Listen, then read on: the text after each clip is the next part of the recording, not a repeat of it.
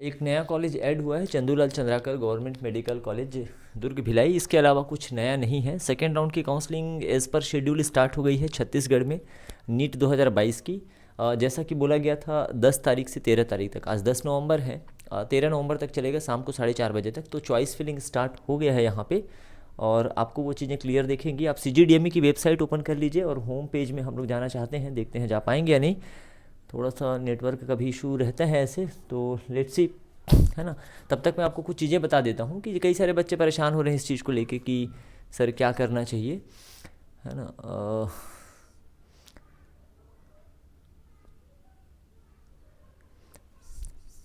Okay, तो home page में आप आ जाइए। होम पेज में आप जब आएंगे तो आपको साइड में NEET UG MBBS BDS second round का चॉइस फिलिंग स्टार्ट हो गया है।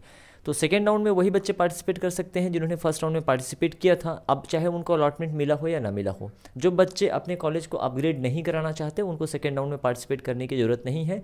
उससे उनका कोई नुकसान नहीं होने वाला है। जिस भी कॉलेज में उन्होंने एडमिशन लिया है वो कॉलेज उनका बना रहेगा। लेकिन जो बच्चे जिनको फर्स्ट राउंड में अलॉटमेंट मिल गया था और अपने कॉलेज से, जो भी अलॉटेड कॉलेज है उससे सेटिस्फाइड नहीं है और वो अपग्रेड चाहते हैं, अब अपग्रेड होगा या नहीं होगा ये तो डिपेंडिंग अपॉन द सीट की कितना वैकेंट है नहीं है इस पर निर्भर करता है। बट जो चाहते हैं कि उनका अपग्रेड हो तो उनको अपग्रेडेड सेकेंड राउंड में पार्टिसिपेट करना ही पड़ेगा। साथ ही साथ में अभी तक जिनको कुछ भी अलॉट नहीं हुआ है उनको भी सेकेंड राउंड में पार्टिसिपेट करना ही पड़ेगा। इसमें सिर्फ आप अपने चॉइस फिलिंग को ही बदल सकते हैं। इसके अलावा आप type of college, government, private या फिर type of seat, MBBS BDS, इन सब चीज़ों को आप नहीं बदल पाएंगे। तो सीधे आप चॉइस फिलिंग पे क्लिक करिए।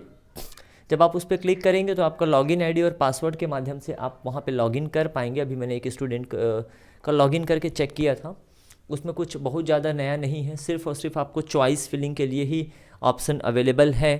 ठीक है, नया जो कॉलेज है गवर्नमेंट में वो Chandulal Chandrakar medical college add हुआ है। अब वो चलो बहुत अच्छी बात है कि वो पासवर्ड और वो चीज़ें नहीं पूछ रहे। तो डैशबोर्ड आपका खाली दिख रहा है। अपन सीधे चॉइस फिलिंग पे चलते हैं। तो इस तरीके से आपको, है ना, चॉइस फिलिंग में आपका कॉलेज वगैरह सब आ जाएगा।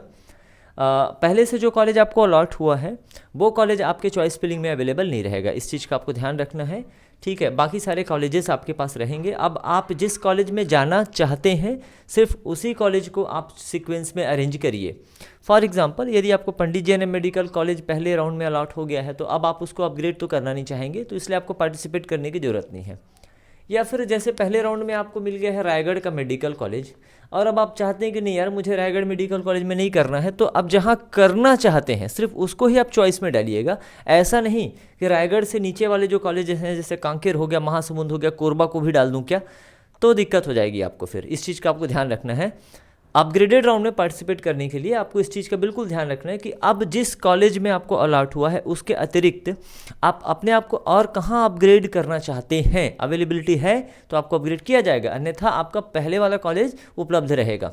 तो मान लीजिए कि आपका रायगढ़ मेडिकल कॉलेज में हुआ है, आप वहाँ से सेटिस्फाइड हैं कि चलो ठीक है, तो और आप अपग्रेड चाहते हैं कि मुझे या तो JNM मिल जाए या SIMS मिल जाए, बस 2 जगह, तो आप सिर्फ और सिर्फ अपने चॉइस फिलिंग में पंडित JNM मेडिकल कॉलेज रायपुर को डालिए और SIMS को डालिए, बस 2। ध्यान रहे ये मेथड आपको बाकी लोगों के लिए भी अप्लाई करना है कि लाइक जैसे आपको अंबिकापुर मेडिकल कॉलेज मिल गया हुआ है फर्स्ट राउंड में, आप उसके बाद अंबिकापुर से नीचे के कॉलेज होते हैं आपके Kanker, Mahasamund, Korba and now Chandulal Chandrakar medical college.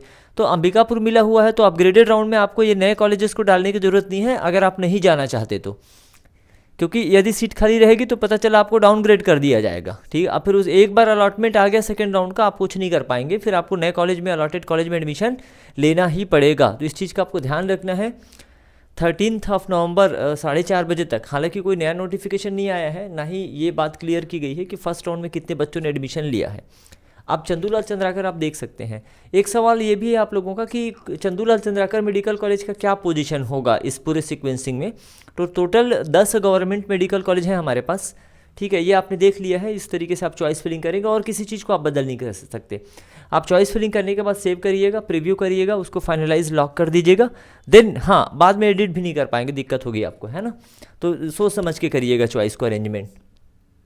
हम लोग मेन पेज पे आ जाते हैं।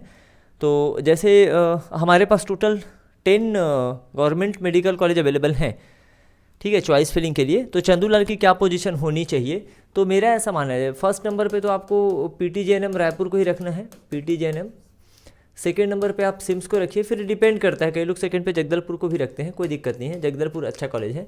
थर्ड पे जगदलपुर, फोर्थ नंबर पे आपका आ जाएगा राजनांदगांव, फिफ्थ नंबर पे भी आप देख सकते हैं, आप या तो रायगढ़ को रखिए या तो अंबिकापुर को, कोई दिक्कत नहीं है। तो अगर मैं फिफ्थ नंबर पे अंबिकापुर को रखता हूँ, अंबिकापुर में पीजी की सीटें भी हैं, है ना, और रायगढ़ में भी है, बट अंबिकापुर ज़्यादा डेवलपिंग है, कोई दिक्कत नहीं है। रायगढ़ पुराना कॉलेज है, इसमें कोई डाउट नहीं है, लेकिन आप रख सकते हैं ऐसा, ठीक है। और अब बच जाता है आपका 7th 8th 9th और 10th।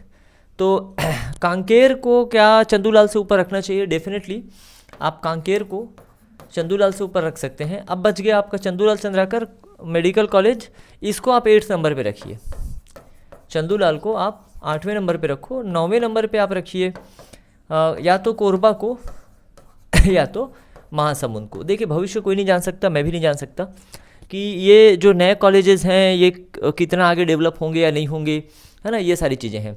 और एक क्वेश्चन बच्चे पूछ रहे हैं कि भाई जैसे अगर चंदूलाल चंद्राकर में अगले साल मान्यता नहीं मिली तो फिर इस साल जो एडमिशन हुआ है 150 बच्चों का, उनका क्या होगा, है ना। थोड़ी तबीयत ठीक नहीं है, थ्रॉट इन्फेक्शन है, इसलिए वीडियो बनाने में दिक्कत हो रही है। आज क्लासेस भी मैंने कैंसिल कर दिया था, बट ये थोड़ा अर्जेंट है। तो मैं ये बता रहा था आपको कि अगले साल जैसे एडमिशन नहीं होगा, तो इस साल जो एडमिशन हुआ है किसी भी कॉलेज में, एक बार अगर आपका एडमिशन हो गया तो आपका कोर्स कंप्लीट कराया जाएगा, बीच में आपको अधूरा नहीं छोड़ा जाएगा। अगले साल के लिए मान्यता अगर नहीं मिलती है तो अगले सेशन में न्यू एडमिशन्स नहीं होंगे, ठीक है। लेकिन जो एडमिशन ऑलरेडी हो चुके हैं उनका कोर्स कंप्लीट कराया जाता है, ठीक है, ये नियम है।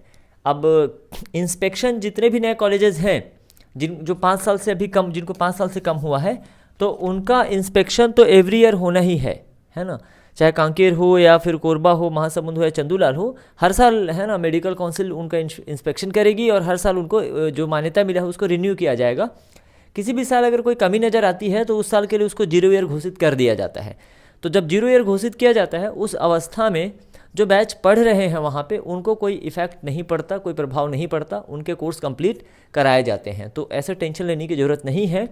आप कोरबा और महासमुंद से ऊपर चंदूलाल को रख सकते हैं। हालांकि ये भी कॉलेज बहुत ही आउटर में है, वो एरिया भी उतना डेवलप नहीं है, बाकी आपकी मर्जी के ऊपर है, आप देख लीजिए, ठीक है। मैं विजिटिंग कोरबा के मेडिकल कॉलेज मैंने नहीं देखा है, ना ही मैंने महासमुंद का कॉलेज देखा है, चंदूलाल मैंने विजिट किया हुआ है। तो मैं बता सकता हूँ कि ठीक है, पुराना कॉलेज था, प्राइवेट से गवर्नमेंट हुआ है, ऑलरेडी कुछ इंफ्रास्ट्रक्चर है इनके पास, गवर्नमेंट थोड़ा एफर्ट लगा देगी तो जल्दी डेवलप हो सकता है, एक संभावना है।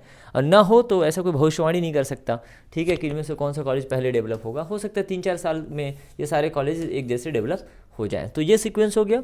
इसके बाद आपके पास गवर्नमेंट में एक GDC अवेलेबल होता है, अगर आपको चाहिए तो आप वो डालिए, या फिर प्राइवेट में अगर आप जाना चाहते हैं तभी सोच समझ के आप डालिएगा, क्योंकि इस बार अगर आपने अलॉटमेंट के बाद एडमिशन नहीं लिया सेकंड राउंड में तो आपका जो सिक्योरिटी मनी है वो रिफंड नहीं होगा। तो चलिए, ये सारी इन्फॉर्मेशन मुझे आपके साथ शेयर करना था। मिलते हैं किसी नेक्स्ट वीडियो में ऐसे इन्फॉर्मेशन के साथ। Thank you very much.